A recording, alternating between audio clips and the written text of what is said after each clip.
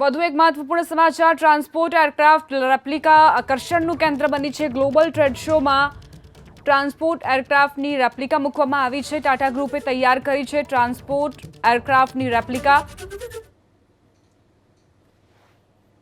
વડોદરામાં ટાટા દ્વારા એરક્રાફ્ટ તૈયાર કરવામાં આવનાર છે, ત્યારે ગ્લોબલ ટ્રેડ શોમાં આ કયા પ્રકારનું એરક્રાફ્ટ રહેવાનું છે એની રેપ્લિકા મૂકવામાં આવી છે। આપ જોઈ રહ્યા છો કે ટાટાનો જે સ્ટોલ છે ગ્લોબલ ટ્રેડ શોમાં વાઇબ્રન્ટ ગુજરાત અંતર્ગત જે ટ્રેડ શો યોજાઈ રહ્યો છે એમાં ઇન્ડિયન એરફોર્સ દ્વારા કોન્ટ્રાક્ટ આપવામાં આવ્યો છે ટાટાને, અને વડોદરામાં એનું નિર્માણ થવાનું છે। ત્યારે કયા પ્રકારનું આખું આ જે ટ્રાન્સપોર્ટ એરક્રાફ્ટ રહેવાનું છે એરફોર્સ વાયુસેના માટે, એ અહીંયા રેપ્લિકા મૂકવામાં આવી છે।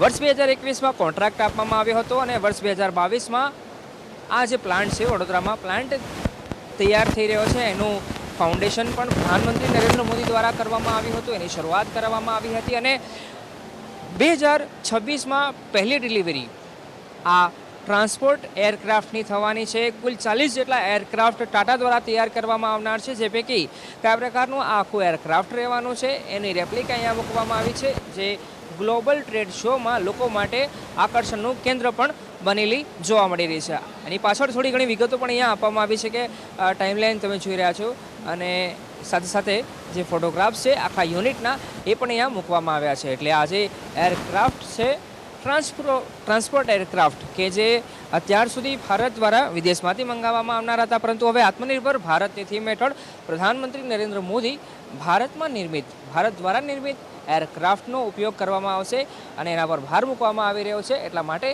ટાટા દ્વારા જે એરક્રાફ્ટ તૈયાર કરવામાં આવનાર છે એની રેપ્લિકા અહીંયા મૂકવામાં આવી છે, જે લોકોમાં ચર્ચાનો વિષય પણ હાલ બનેલું જોવા મળી રહ્યું છે। કેમેરા પર્સન NS ગુરિયા સાથે અર્પિત દરજી VP અસ્મિતા।